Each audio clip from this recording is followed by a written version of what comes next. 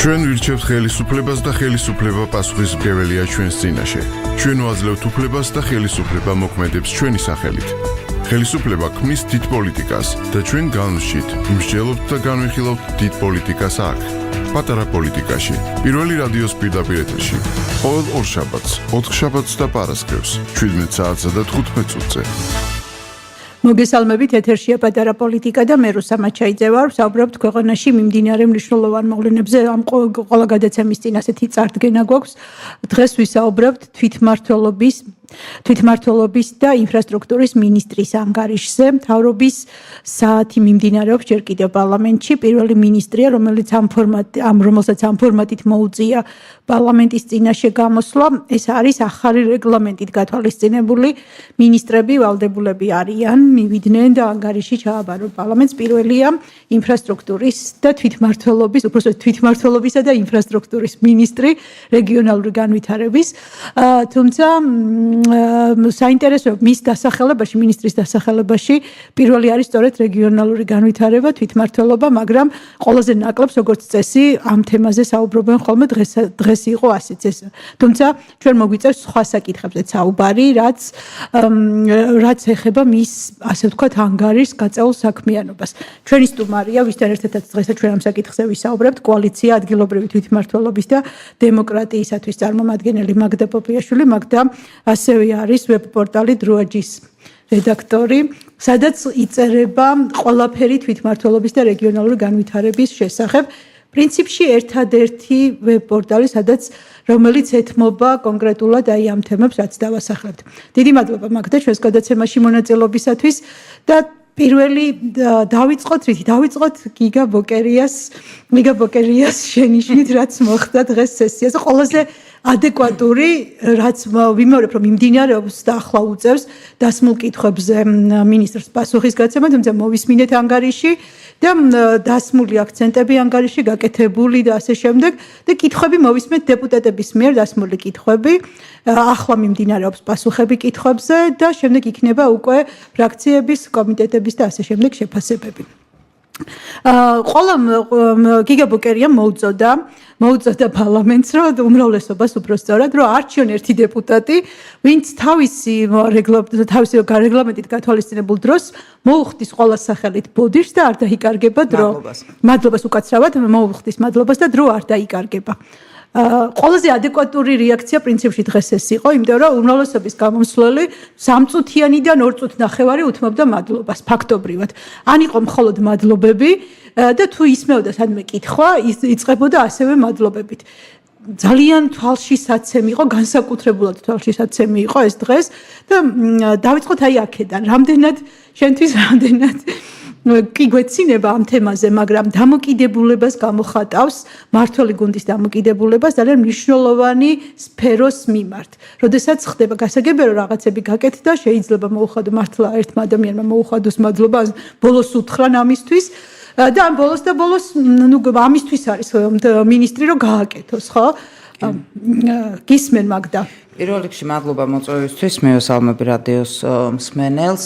ხო, ძალიან სამწუხაროა, როდესაც გადაცემას ვიწყებთ სწორედ იმ ერთადერთი ადეკვატური გამოსვლით, რაც გიგაბოკერიას გამოსვლას ერქვა. სამწუხაროდ ქვეყანაში, რომელშიც თვითმმართველობები სერიოზულ პრობლემებს განიცდიან, მნიშვნელოვანი პრობლემებია რეგიონული განვითარების მიმართულებით, ინფრასტრუქტურის მიმართულებით, ჩვენ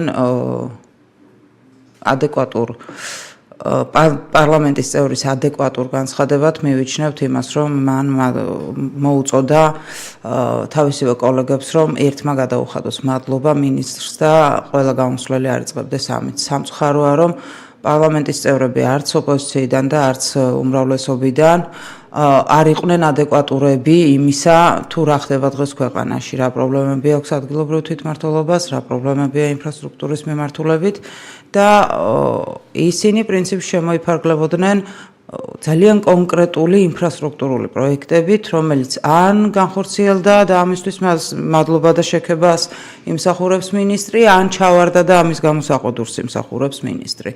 სამწუხაროა, რომ პოლიტიკოსები ვერ გაცდნენ აი ასეთ პრიმიტიულ შეფასებებს და ვერ გადავიდნენ იმ ფუნდამენტურ საკითხებზე სამსჯელოდ, რაც რეალურად ქვეყანას აწუხებს, მით უფრო იმ ფონზე, როდესაც ხელისუფლება უკვე წელიწადზე მეტია ამბობს, რომ ამზადებს დეცენტრალიზაციის სტრატეგიას, რომ მუშაობს თვითმმართველობის განვითარებას და ამავდროულად თითქოს ეს სტრატეგია უკვე შემუშავებულია და დასრულებულია და ეს არ არის პირველი შემთხვევა, როდესაც 2-3 კვირის, როდესაც პრეზენტაცია გქონდა არა პარლამენტში, არამედ მინისტრის პრეზენტაციას გქონდა, ხო, მაშინაც ახსენა ისე თითქოს ეს არის დასრულებული. ნახეთ როგორ არის საქმე, სამუშაო ჯგუფებმა თითქმის დაასრულეს მუშაობა, ამ სამუშაო ჯგუფის ერთ-ერთი და დღეს ხოთაშორის ამაზე იგივე თქვა და მადლობაც გადაუხადა ჩართულ მხარებს, ვინც იყვნენ ჩართული. ხო, თუმცა მადლობას იქითაც გადაუხდით მინისტრს და მთელ სამუშაო ჯგუფს, თუ სტრატეგია ისეთი იქნება, როგორც ჩვენ გონია, რომ უნდა იყოს.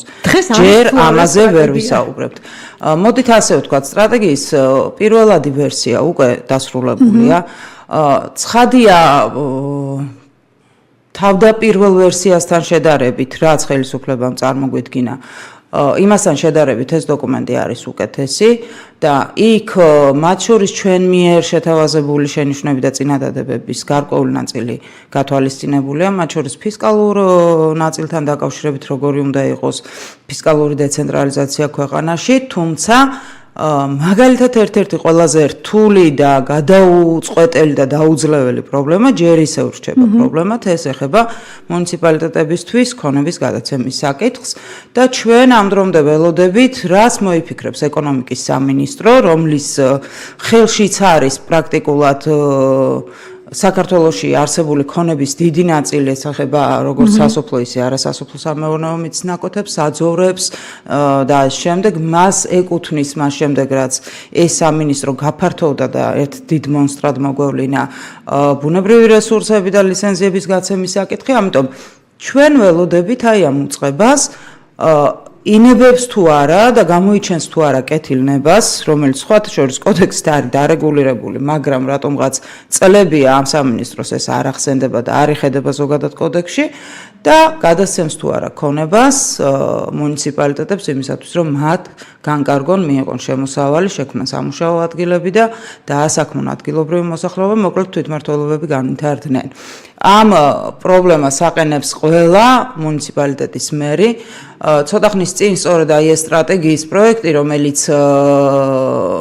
შემუშავდა ინფრასტრუქტურის სამინისტრომ წაიღო თვითმმართველობებში განსახილველად, ყველა რეგიონში ჩატარდა ეს შეხვედრები, მუნიციპალიტეტების მერები და საკრებულოს თავმჯდომარეები ესწრებოდნენ ამ შეხვედრას და ყველა ერთხმად ამბობდა, რომ თუ რამ პრობლემა არსებობს, ეს პირველ რიგში ეხება სწორედ ქონების საკითხებს. მაგალითად ვიტყვი, დუშეთის მუნიციპალიტეტში არსებობს 120,000 ჰექტარი საძოვარი, რომელიც ეკუთვნის სახელმწიფოს და რომლიდანაც მუნიციპალიტეტი ვერ იღებს ვერანაირ სარგებელს.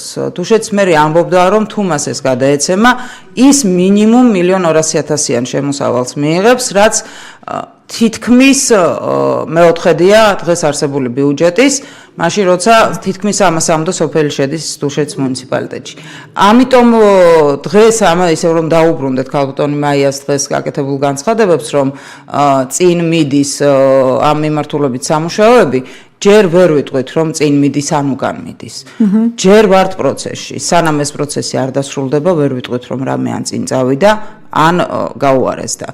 როდესაც სტრატეგია საბოლოო სახეს მიიღებს და როდესაც განსაკუთრებით ქონების ნაწილში, განსაკუთრებით ფისკალური დეცენტრალიზაციის ნაწილში, განსაკუთრებით იმ ნაწილში რა გადასახადები დარჩება ადგილზე, ანუ რა გახდება ზიარი გადასახადი და რა წამოვა ცენტრში, როდესაც ამაზე პასუხები გვეცოდინება მკაფიოდ, როდესაც სამოქმედო გეგმა გახდება ცნობილი უახლოეს 2 წელიწადში, რას აკეთებს ხელისუფლება ამ მიმართულებით, მერე უფრო მარტივი იქნება შეფასება, ეს არის წინ გადადგმული ნაბიჯი თუ უკან. რაც შეეხება იმას, რომ დღეს ქალბატონმა მინისტრმა ასევე თქვა, რომ თვითმმართველობის რეფორმას, რომელიც 2013 წელს დაიწყო, ევროსაბჭოს ადგილობრივ ხელისუფალთა კონგრესის მიერ აქვს დადებითი შეფასება. კი, თუმცა ჩახედოს ქალბატონმა მაიამ იმ შეფასებას, რომელიც 2018 წელს გამოქვეყნდა, იქ საუბარი არის მერების არჩევითობის შემოღებაზე და ეს 2014 წლის ადგილობრივი თვითმმართველობის არჩევნებამდე მოხდა, ანუ რეფორმის პირველ ეტაპზე. სამწუხაროდ მას მერე რეფორმა გაიყინა და წინ ვერაფერი ვეღარ წავიდა. მათ შორის ვერც დეცენტრალიზაციის ნაწილი. ერთადერთი არგუმენტი იმისთვის, რომ დაემტკიცებინა, რომ ხელისუფლების გაცხადებული პოზიცია თვითმმართველობის რეფორმისათვის არის წარმატებული, სწორედ მხოლოდ ეს ახსენა. კარგია, როცა სიამაყის გრძნობა გაქვს, მაგრამ 2013 წლის შემდეგ გასული არის რამდენი 14, 15, 16 წელი, ხო? 6 წელი გადის და 6 წლის შემდეგაც რომ მხოლოდ ის გაქვს საამაყო, რაც რეფორმის პირველ ეტაპზე გქონდა, არ მგონია რომ ეს მაინც სიამაყის გრძნობას უნდა იწოდეს, მით უფრო როცა მთელ რიგ საკითხებში თვითმმართველობების მიმართ დამოკიდებულება უკან და უკან მიდის, თვითმმართველობების მდგომარეობა, მათ შორის ფინანსური მდგომარეობაც უარესდება და ამას აჩვენებს ის საბიუჯეტო ციფრები, რაც არსებობს წლების განმავლობაში საქართველოში და აჩვენებს ზოგადად ხელისუფლების დამოკიდებულება, როდესაც ისეთ მარტივ პროგრამაზეც კი, როგორც სოფლის მხარდაჭერის პროგრამა, რომელიც როგორც იქნა დიდი ბრძოლის შემდეგ, 2 წლის ჩავარდნის შემდეგ აღადგინეს და მე ვფიქრობ, რომ მათ შორის სამოქალაქო საზოგადოების ძალისხმევით მოხერხდა ამ პროგრამის აღდგენა. აი ამ პროგრამაზე, როდესაც ცენტრალური ხელისუფლების მაღალი თანამდებობის პირები, თავდაცვის მინისტრები, ფინანსთა მინისტრები, ეკონომიკის მინისტრები დადიან 2000-იან და 10000-იან პროექტების განაწილებაზე სოფელ-სოფელ და ამას არქმევენ, რომ თურმე უნდა გაეცნონ ადგილობრივი მოსახლეობის პრობლემებს და ეს არის თურმე თვითმმართველობის განვითარებისგან გადადგმული ნაბიჯები. დიდი ბოდიში, მაგრამ ეს არის თვითმმართველობის საქმიანობაში უხეში ჩარევა. არავინ არ ეკითხება თავდაცვის მინისტრს სოფლის მხარდაჭერის პროგრამაზე მისვლას და იმის გაცხადებას, რა თქმა უნდა, და იმის გაცხადებას, რომ თურმე სოფელს გაუკეთებს კეთილნებას გამოიჩენს და თავდაცვის სამინისტროს ბიუჯეტით სოფელს გაუკეთებს სტადიონს. ეს არის პირდაპირ არამიზნობრივი ხარჯვა. მე იმედი მაქვს, რომ მინისტრი ამ სიტყვებს უბრალოდ სიტყვებად დატოვებს და ქმედებაში არ განახორციელებს ამას, იმიტომ რომ ეს იქნება უბრალოდ არამიზნობრივი ხარჯვა. სოფელს უნდა კონდეს იმის, უпростоრად მუნიციპალიტეტს უნდა კონდეს იმის ფინანსები, თუ ჩვენ ვლაპარაკობთ თვითმმართველობის გაძლიერებაზე და დეცენტრალიზაციისკენ სწრაფვაზე, იმის ფინანსები, რომ სტადიონიც გააკეთოს, გზაში არემონტოს, წყალიც გააკეთოს და თავად მიიღოს გადაწყვეტილება. როგორც წესი, როდესაც ასე ცენტრიდან ჩადიან იქ მინისტრები, მოადგილეები და ნებისმიერი სხვა მაღალჩინოსანი, ეს ემსგავსება ერთგვარ წარმოდგენას. და იქ ყველაფერი, ასე ვთქვათ, აჟურშია, იქ მოქალაქეთა მონაწილეობაც მაღალია, ანუ მოქალაქეებიც ესწრებიან სხდომას, მიდის ეგრეთ წოდებული მსჯელობა, ძალიან დავარცხნილი, ძალიან აკადემიური ფორმით. და გადაწყვეტილებასაც რა არის სოფელში გასაკეთებელი, ასე ერთხმად იღებენ, როგორც ეს ჩვენ გვჭირდა იმ 70 წლის განმავლობაში, რაც გამოვიარეთ. ამიტომ ეს მე მგონი არ უნდა იყოს თვითმიზანი და არ უნდა იყოს მიზანი, საით უნდა წავიდეთ, ხო? თუ ჩვენ შევადარებთ აი ამ შეხვედრებს, იმ შეხვედრებს, რომელზეც არავინ ცენტრიდან არ ესწრებოდა და ადგილზე იყვნენ მხოლოდ და მხოლოდ ადგილობრივი ხელისუფლების წარმომადგენლები, ჩვენ ვნახავთ ძალიან დიდ განსხვავებას. მაგალითად, სოფელ შულავერში, რომელიც საკმაოდ დიდი სოფელია, სოფლის მხარდაჭერის პროგრამის ფარგლებში პირველი კრება ჩავარდა, იმიტომ რომ მოსახლეობა არ მივიდა. უკაცრავად სოფელ წერეთელში. და იძულებული გარკვეული გაწევ-გამოწევამდე მივიდა საქმე, ვინ გააფრთხილა, რატო არ გააფრთხილა მოსახლეობა და ამ შემდეგ და იქ იყო ძალიან ისეთი სერიოზული კამათი, მათ შორის იმაზე, რა უნდა გაკეთებულიყო. მოსახლეობა ითხოვდა წყალს, ადგილობრივი ხელისუფლება ეუბნებოდა, რომ ამას გააკეთებს ცენტრალური ხელისუფლება მუნიციპალური განვითარების ფონდის მეშვეობით და ამაზე ქონდა მოსახლეობას სრულად ბუნებრივი პროტესტი, იმიტომ რომ კიდე 5, 6, 7 წელი და შეიძლება დაუსრულებლად ელოდო ამ პროექტის დასრულებას. და ეს იყო სრულად განსხვავებული ვითარება იმისგან, რაც იზორიას, რა ვიცი, ფინანსთა მინისტრის, თუნდაც ინფრასტრუქტურის მინისტრის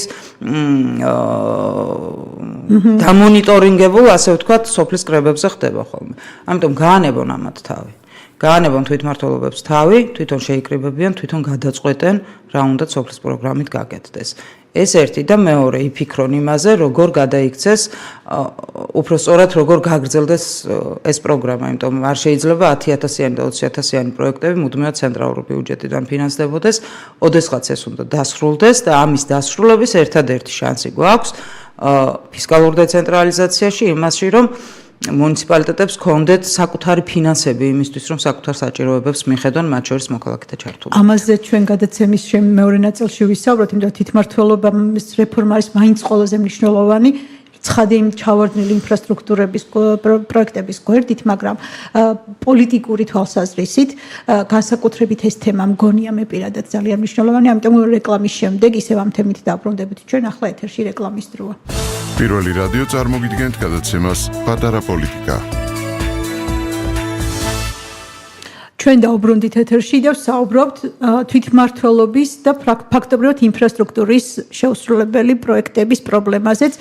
გადაცემის პირველ ნაწილში მაინც ძირითადად ვსაუბრობდით თვითმმართველობის პრობლემაზე, თვითმმართველობის რეფორმაზე, უпростоრად და იმაზე, რომ დაანონსების მიუხედავად ფაქტობრივად ყველა ხელისუფლება ვიდრე ხელისუფლებაში მოვა, აანონსებს ამ რეფორმას, რომ აუცილებელია მნიშვნელოვანია ქვეყნის განვითარებისთვის, რაც თავისთავად მართლაც ასეა. თვითმმართველობის გაძლიერების გარშე წარმოუდგენელია ზოგადად დემოკრატიის არსებობაც, საყრდენია ფაქტობრივად ძალთა და დანაწილების პრინციპი და ის რომ ადამიანებმა თვითონ მიიღონ გადაწყვეტილება ადგილზე ყოველ შემთხვევაში რისი გაკეთება უნდათ და სოფლის პროგრამაზე ვსაუბრობდით. იმედია ეს კონკრეტული მიმართულება მაინც გამოსწორდება. თუმცა არის ძალიან ბევრი საკითხი კიდევ, რომელიც ეხება თვითმმართველობის რეფორმას და ახსენე შენ საკუთრება და იგივე საკუთრების გადაცემა თვითმმართველობებისთვის, რათა თვითონ მართონ პრობლემები, რაც იმის გამო იქნება, რომ არ არის და არ სურს ხელისუფლებას. თვითონ ვერ მართავს და არ აქვს ადგილობრივ თვითმმართველობებს საშუალება, იმის თავისთავი არჩინონ, ფაქტობრივად, ხო? რაც შემდეგ უკვე გადადის საზოგადოების პასუხისმგებლობაში, რომ თვითონ არიან გადაწყვეტილებების მიმღები, რაც უკვე რეალურად გამოიხატება. იმაში არის თუ არა საზოგადოება მზად იმ დემოკრატიის პროცესებისათვის, რაც ჩვენს ქვეყანაში ვერადავერ მივიდა რაღაცა დონემდე, მაინც რომ ჩაითვალოს, რომ ეს პრობლემა გარკვეულწილად მოგვარებული გვაქვს.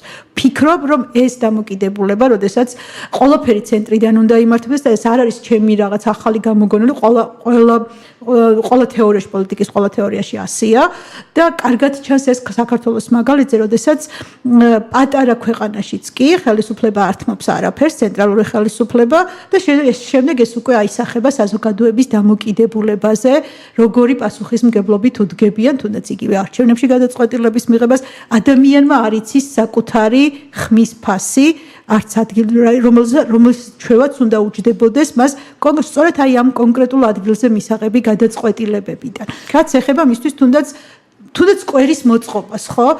მე მახსოვს წინა ხელისუფლების პერიოდში, როდესაც აი ამ თემაზე ვსვავდი კითხვებს, ასეთი პასუხი შეიძლება არაოფიციალურად, მაგრამ შიდა ესე პირისპირ საუბრებში იყო ის, რომ სახელმწიფოს არ აქვს იმდენი ფული, რომ დაიხარჯოს არამიზნობრივად, ის რომ ადამიანი გააკეთებს რაღაცას, შემდეგ დაჭირდება და ისევ სახელმწიფოს მიადგება და ჩვენ რო გქონდეს ძალიან ბევრი ფული, კი ჩავატარებდით ამ ექსპერიმენტებს, მივცემდით ამ ფულს, რასაც უნდა დახარჯონ და როდესაც გაუჩნდებოდათ მათ რეალური საჭიროება, ეს ფული კიდევ მივცადით და შემდეგ გააკეთებდნენ. ეს არის აბსურდი, რასაც ისინი ამბობდნენ და ზოგადად აბსურდია, რასაც ამ ქვეყნის ხელისუფლებები წლების მანძილზე და აგერ უკვე 30 წელია ამბობენ, რომ პირველი თითქოს ადგილობრივი თვითმმართველობები და ადგილობრივი ხელისუფლებები პირველ რიგში მზად არ არიან პასუხისმგებლობისთვის, რომ იქ არის არაკვალიფიციური კადრი, რომ იქ არიან კორუმპირებული ჩინოვნიკები, არაკვალიფიციური მოხელეები და ამიტომ არ შეიძლება მათ გადავცათ უფლებამოსილებები, ქონება, ფინანსები და მათ განკარგონ ყველაფერი ეს. ეს არის ძალიან დიდი ტყუილი და ვერავინ ვერ მოიყვანს მაგალითს, რომ ადგილობრივ თვითმმართველობებში უფრო ნაკლებ კვალიფიციური კადრები არიან დასაქმებული, ვიდრე ცენტრალური ხელისუფლების აპარატებში. ეს არის დიდი ტყუილი და ეს ტყუილი გამოგონილია იმისთვის, რომ ძალაუფლება არ გაუშვან ხელიდან. რეალური მიზეზი, რის გამოც არც ერთმა ხელისუფლებამ თვითმმართველობები არ გააძლიერა, არის სურვილი გააკონტროლონ ყველა და ყველაფერი.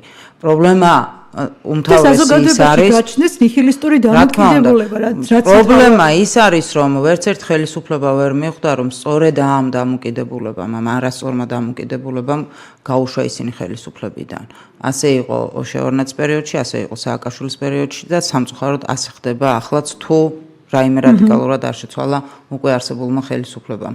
მე მახსოვს, როდესაც 2006 წელს მორიგი რეფორმის ტალღა აგორდა და როდესაც სამწუხაროდ საშემოსავლო გადასახადი წაართვეს ადგილობრივ თვითმმართველობებს და კიდევ ბევრი სხვა მოგების გადასახადიც მათ შორის და თვითმმართველობები პრაქტიკულად დატოვეს ერთადერთი ქონების გადასახადზე, რაც ძალიან ცოტა არის იმისთვის, რომ მუნიციპალიტეტმა იარსებოს და პრაქტიკულად შეუკვეცეს უფლებამოსილებები, გააერთიანეს მუნიციპალიტეტები, გააუქმეს თვითმმართველი ქალაქების დიდი ნაწილი და დატოვეს მხოლოდ 5. აი რაგზაც ახლა გაიარა ბოლო 1 წელიწადში ამ ხელისუფლებამ პრაქტიკულად იმათ დაიწყეს თავის დროზე. ამაში ისინი ძალიან დაემსგავსნენ ერთმანეთს. მაშინაც იყო ლაპარაკი, რომ ეს ყველაფერი ხალხის საკეთილდღეოდ და თვითმმართველობების გასაცვლელად კეთდებოდა. რეალურად ეს იყო ცენტრალიზების სურვილი იმისთვის, რომ ერთ ძლიერ მუშტს თბილისიდან ემართა. ეს ძლიერი მუშტი არასდროს არ ამართლებს და ამის მაგალითები გვაქვს. ამიტომ რაც უფრო მალე მიხვდება პოლიტიკური სპექტრი, რომ ასე მართვა არ შეიძლება და მხოლოდ მაშინ არ მიხვდება, როდესაც თავად აღარაა ხელისუფლებაში, მით უკეთესი იქნება. ის რომ ეს თემა სამწუხაროდ პოლიტიკურ თხის წესრიგში არ დგას, დღეს გამოაჩინა პარლამენტში მიმდინარე დებატებმა, იმიტომ რომ მინისტრმა, რომლის ქოლგის ქვეშაც უნდა წარიმართოს დეცენტრალიზაციის პროცესი და თვითმმართველობის რეფორმა, გაკვირით მოიხსენია მხოლოდ ეს საკითხი და სამწუხაროდ არც პოლიტიკურ პარტიებს, პარლამენტში წარმოდგენილ პოლიტიკურ პარტიებს მოუკლავთ თავი ამ საკითხზე საუბრისას. მე საერთოდაც შთაბეჭდილება დამრჩა, რომ ფაქტობრივად ხათუნა გოგორიშვილი იყო ერთადერთი, რომელმაც ისევ სოფლის პროგრამასთან დაკავშირებით ამაზე და არაფერი. რამდენიმე დეპუტატს ჰქონდა ესეთი ზოგადი ფრთიანი უმრავლესობიდან ფრთიანი ფრაზები დეცენტრალიზაციასთან დაკავშირებით, თუმცა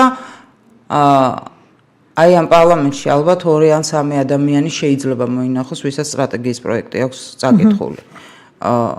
და ძალიან ცუდია. ეს ნიშნავს, რომ თვითმმართველობა მათთვის არ არის პრიორიტეტი და როდესაც პოლიტიკური პარტიისთვის ეს საკითხი პრიორიტეტული არ არის, ქვეყანაში სადაც რეგიონები იცლება, სოფლები იცლება და თბილის თავკომბალად ყავს წარმოდგენილი, უბრალოდ სირცხვილია და რა არის მათი პოლიტიკური თხის წესრიგი? ერთმანეთისთვის მხოლოდ ისეთი ფრთიანი ლოზუნგების სროლა, როგორც გიგაბოკერია იყო დღეს, კი დამსახურებულად უთხრა შესაძლებელია იმ დეპუტატებს ეს ქებადიდებით ვინც იყვნენ დაკავებული, მაგრამ ეს არ უნდა იყოს პოლიტიკოსის თხის წესრიგი.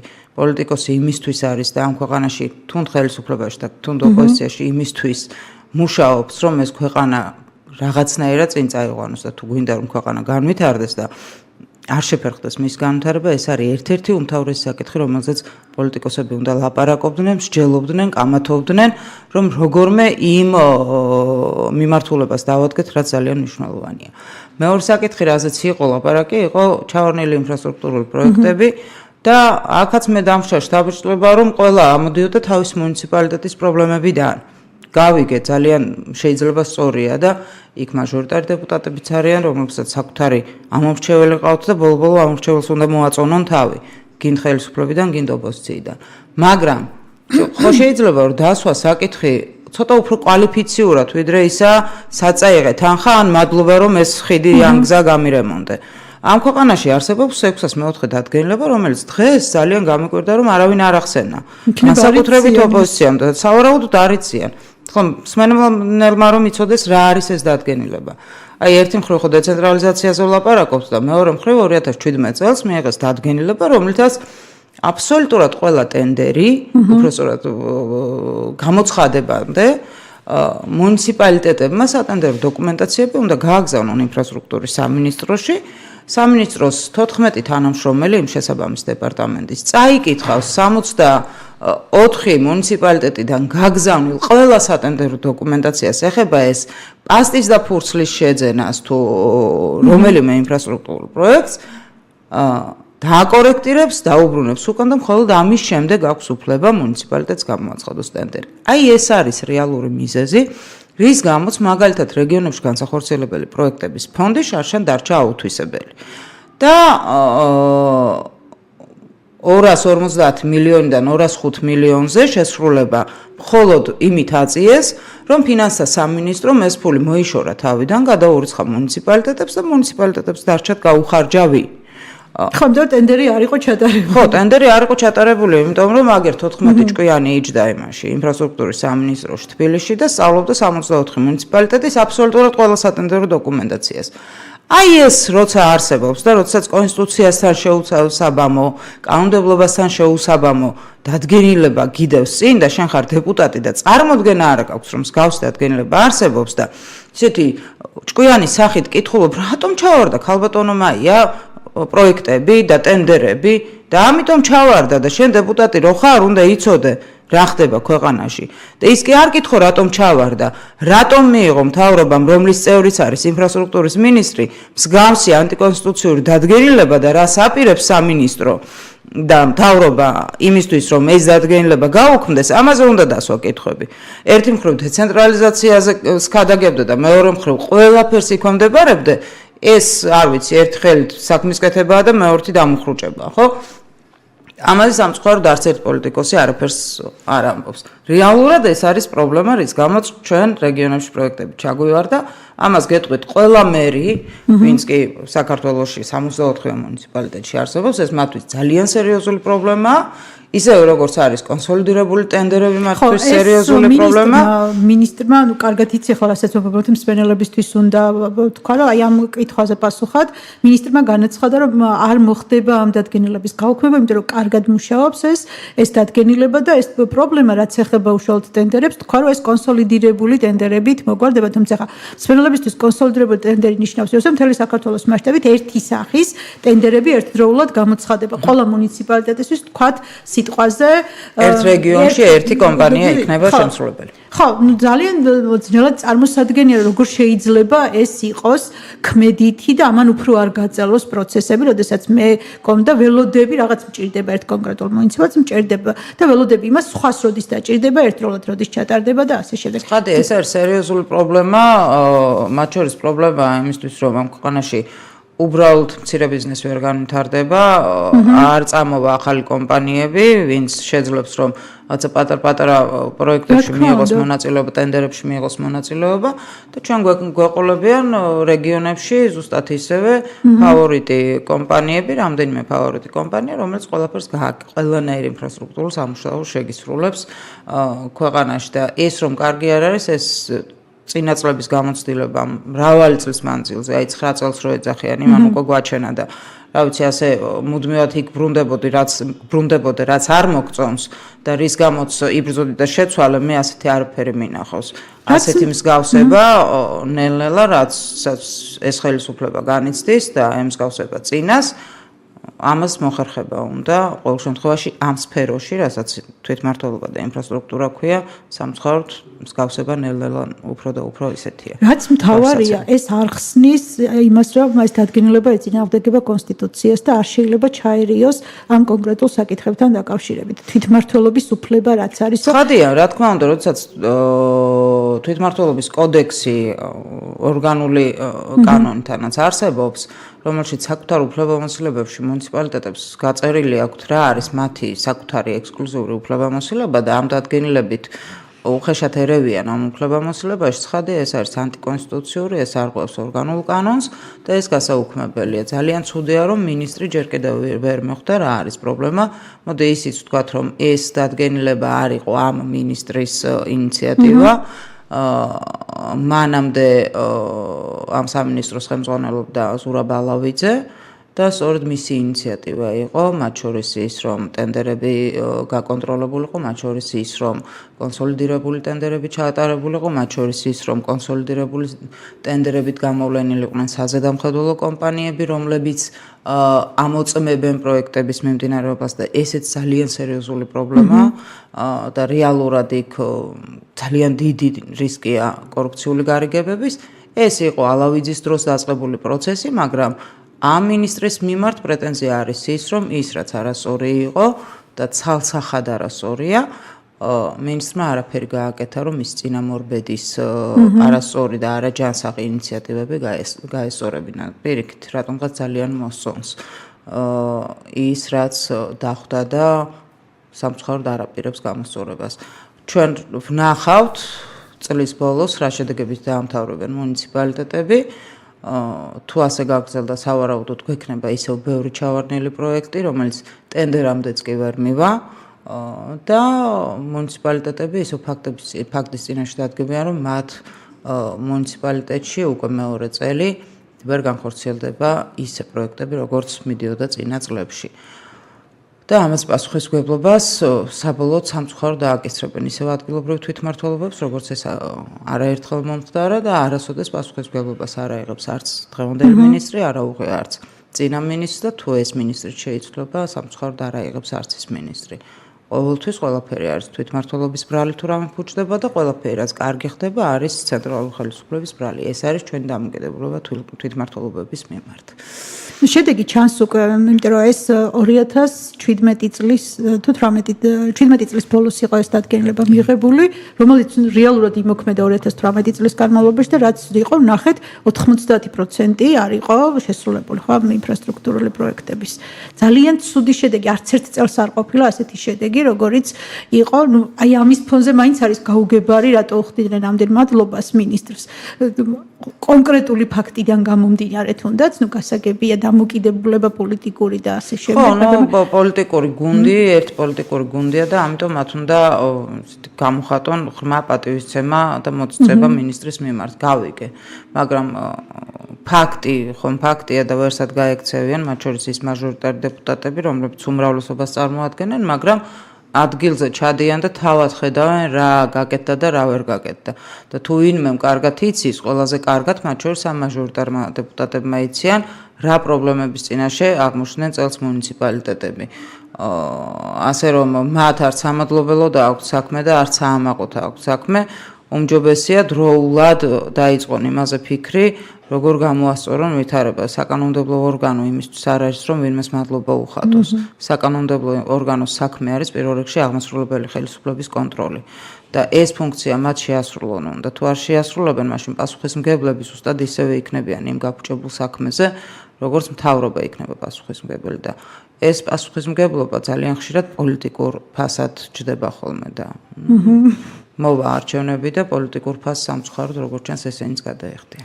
ძალიან ცოტა დრო გრჩება ჩვენ და უნდა მოვასწროთ საუბარი ისეთ პროექტებზე, არა უბრალოდ თემებზე, რაც არის გზები, წყალგაყვანილობა, კანალიზაცია, ნაგავსაღები, რაც რა თქვა, რაც შეიძლება განხორციელებულ პროექტებზე თუ დაგეგმილ პროექტებზე მასშტაბურად რომ ვიმსჯელოთ. პრობლემები არის ფაქტობრივად ყველა მიმართულებით, თუნდაც იქიდან გამომდინარე, რომ ვერ სრულდება რაღაცები, ხო? ყველაზე პრობლემატური მაინც აღმოჩნდა ანაკლიასთან მიმართებაში. უშუალოდ ეს პროექტი გასაგებია, რომ საერთაშორისო კონსორციუმი ახორციელებს ანაკლიის პროექტს, მაგრამ ინფრასტრუქტურის სამინისტროს უნდა განეხორციელებინა რკინიგზის და გზის მშენებლობა, რაც არ გაკეთებულა. ხო, საერთოდ ძალიან ცუდია, როდესაც ასეთ მონსტრად, აი როგორც ეკონომიკის სამინისტრო გადაიქცა, ერთ-ერთ მონსტრად ინფრასტრუქტურის სამინისტროს გადაიქცა, რომელიც გზებიდან დაწყებული, რა ვიცი, რკინიგზებით და ახლა უკვე წელს ციხეების მშენებლობით დასრულებული ყველაფერს გააკეთებს. და ძალიან გაუგებარია, როგორ შეიძლება ერთი უწყება იმის გამო, რომ მშენებლობასთან არის დაკავშირებული, ყველაფერს აკეთებდეს. მშენებლობის სამინისტრო არაა ეს. და ამ ქვეყანაში ვერ გაიგო ვერავინ, რომ მშენებლობის სამინისტრო კი არა, რეგიონული განვითარების და ინფრასტრუქტურის სამინისტრო, რომელსაც პოლიტიკის განსაზღვრა უნდა ევალებოდეს და არა ქაფჩა და აგურით ხელში სირბილი და გზების შენება. პრობლემები იქნება არა მხოლოდ ანაკლიაში, ყველგან იქნება პრობლემა. ჩვენ რომ გამოვითხოვოთ ინფრასტრუქტურის სამინისტროდან წლების განმავლობაში, აი ჯერ კიდევ 2009-10 წლიდან მოყოლებული პროექტები ვნახავთ, რომ ერთი და იგივე საქმეზე დახარჯულია მრავალი მილიონი, მაგრამ ეს პროექტი დასრულებული არა, ან თუ დასრულებულია, იქ პრობლემა გადაწყვეტილი არაა. განსაკუთრებით ესახება წყალმომრაგების საკითხებს და ამის ძალიან მარტივი ახსნა არსებობს.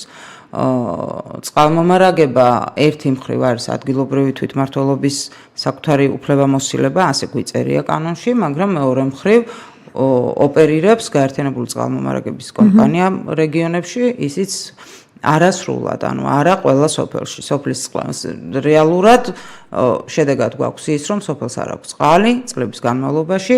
აქედან წყალმომარაგების კომპანია და მუნიციპალური განვითარების ფონდი ახორციელებენ რაღაც პროექტებს, რომელიც პრობლემას რეალურად არ აგვარებს. გადის 5 წელი, მერე ისევ ხელახლა აკეთებენ პროგრამას, ხელახლა ხარჯავენ თანხას და სოფელში წყალი ისევ და ისევ არ არის.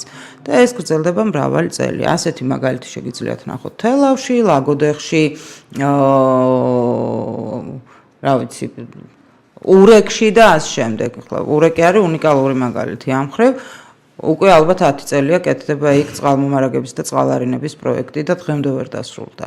და ვერც დასრულდება, იმიტომ რომ აი ასე შორიდან ვერასდროს ვერ სრულდება ასეთი პროექტები. და მუდმივად გვექნება ეს პრობლემა, სანამ რეალურად არ გადავწყვეტ რა გვინდა. სოფელს თუ უნდა უпростоრად ადგილობრივი თვითმმართველობის კომპეტენცია თუ უნდა იყოს სოფლის წყალი, უნდა იყოს ადგილობრივი თვითმმართველობის. თუ გვინდა რომ ესეც იყოს ცენტრალიზებული, მაშინ თვითმმართველობას არ უნდა კონდეს ეს უფლება მოსულებაში და უნდა აკეთოს ცენტრალურმა ხელისუფლებამ, მაგრამ იმ ფორმით, რა ფორმითაც აკეთებს. გვექნება მუდმივად არამიზნობრივი ხარჯები, გაფლანგული თანხები, არაეფექტურად შესრულებული სამუშაო და პრობლემები, რომლებიც ადგილებზე გვაქვს. სამწუხაროდ ჩვენი გადაცემის დრო ამოიწურა, მანიშნებენ უკვე რომ უნდა დავასრულოთ. ძალიან საინტერესო იყო. მით უმეტეს რომ აი ასეთი თემებზე ხშირად არ გვესმის და არ ხვდება რომ არა შენი პორტალი, სადაც იდება თვითმმართველობასთან დაკავშირებით ძალიან საინტერესო თემები, ვისაც აინტერესებს ჩვენი მსმენელებისთვის ვამბობ, შეუძლიათ droa.ge-ზე ნახონ ეს ინფორმაცია. ჩვენი სტუმარი იყო მაგდა პოპიაშვილი, droa.ge-ს რედაქტორი, რომელთან ერთად ძალიან ფიქრობ, რომ ძალიან კვალიფიციურად მოვისმინეთ პასუხები იმ კითხვებზე, რაც ვერ მოვისმინეთ დღეს პარლამენტში მიმდინარე განხილვებიდან. არ ვაჭარბებ, აი ეს კითხვები, რასაც ველოდებოდი, რომ დღეს იქნებოდა ასეთი და დიდი ხანია ველოდებოდი მინისტრის გამოსვლას, ველოდებოდი, რომ დაახლოებით მსგავსი იქნებოდა, მაგრამ არა, ეს ვერ მოვისმენ, მაგრამ სამაგიეროდ მოვისმინე შენგან და ვისაც აინტერესებს ეს თემები, შეგვიძლია ჩვენი ჩანაწერი მოისმინოს პირველი რადიოს ვებგვერდზე, გადაცემების განყოფილებაში და Facebook-ის ჩვენს გვერდზე ქართული ასოებით პატარა პოლიტიკა. ჩვენ პარასკევს კვლავ დავბრუნდებით ქვეყნისთვის მნიშვნელოვანი თემებით. ჩვენ ვირჩევთ ხელისუფლებას და ხელისუფლება პასუხისმგებელია ჩვენს წინაშე. ჩვენ ვაძლევთ უფლებას და ხელისუფლება მოქმედებს ჩვენი სახელით. ხელისუფლება ქმნის დიდ პოლიტიკას და ჩვენ განვშით, ვსმჯელობთ და განვიხილავთ დიდ პოლიტიკას აქ. პატარა პოლიტიკაში. პირველი რადიოს პირდაპირ ეთერში. ყოველ ორ შაბათს, 4 შაბათს და პარასკევს, 17 საათსა და 15 წუთზე.